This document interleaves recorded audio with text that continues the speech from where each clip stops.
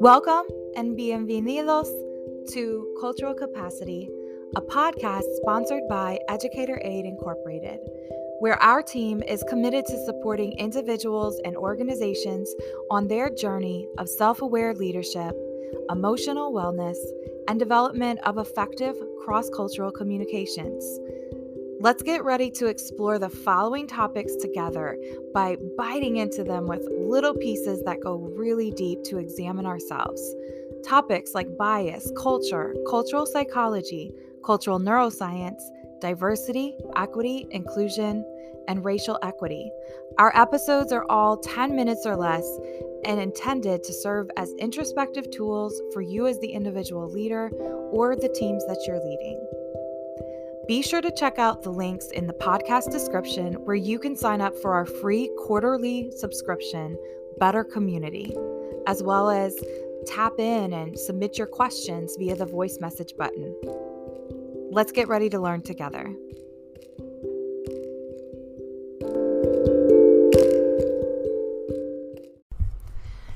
Today we explore the concept of control. And from a psychological lens, quite possibly one of the most difficult actions that we must do daily as leaders, second by second, minute by minute, really, in our decision making if we hope to be making equitable decisions, inclusionary practices in how we lead, and igniting those two things, we must surrender control. And it is often the biggest barrier to actually breaking through our human biases because we have systems and structures that exist that are not created for everyone, that are not equitable. And as we work together in our journey to ensure that we are treating people equitably and with inclusionary practices in our organizations and in our personal worlds, control is often the barrier that gets in the way of breaking through our biases. So you might be wondering, well, how do I give up control? And I'm going to tell you, it's a really, really hard thing to do. It's something I struggle with. It's something I will likely always struggle with, and all of us do as humans. And it can manifest in really ugly ways when we try to over-control situations.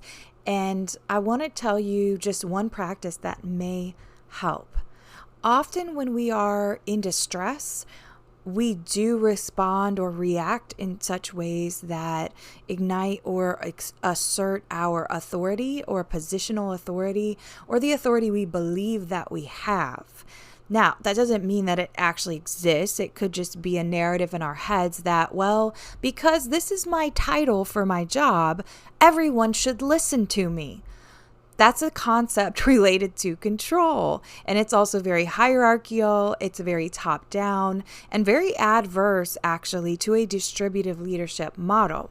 So, what I put out there and what I suggest to each of us daily, if we hope to surrender our outcomes, if we hope to relinquish control in situations where it could become oppressive to people's voices, and it could actually become very inequitable in our decision making, is to focus on self. Each morning when you wake up, think about your gratitude. And you might say, well, that's corny. Yeah, I know. Or I already journaled my gratitude journal. Whatever your practices are, whatever makes sense for you. Maybe you go walking. Maybe you work out in the mornings.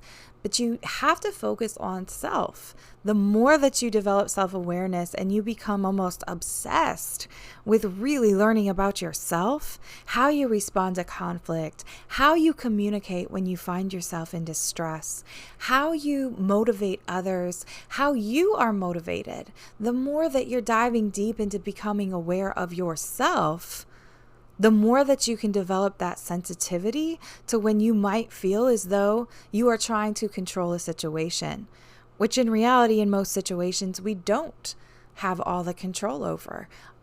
We do have creativity, meaning we can create environment or we can create conditions for how success might look.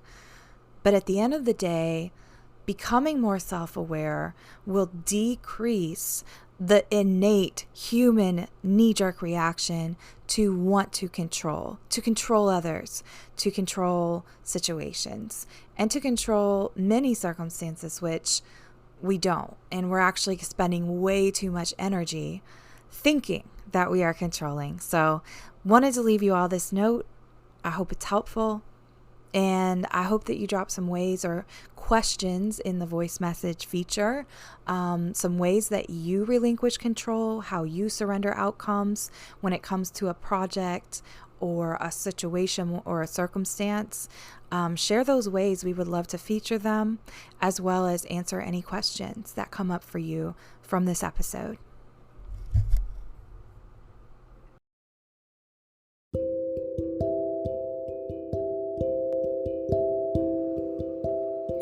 Thank you so much for showing up for yourself today and tuning in to this episode of the Cultural Capacity Podcast. We're glad you're here. If you found value in this episode, be sure to share out with your social networks. Hit the subscribe button and leave us a review on Apple. You know, all the things.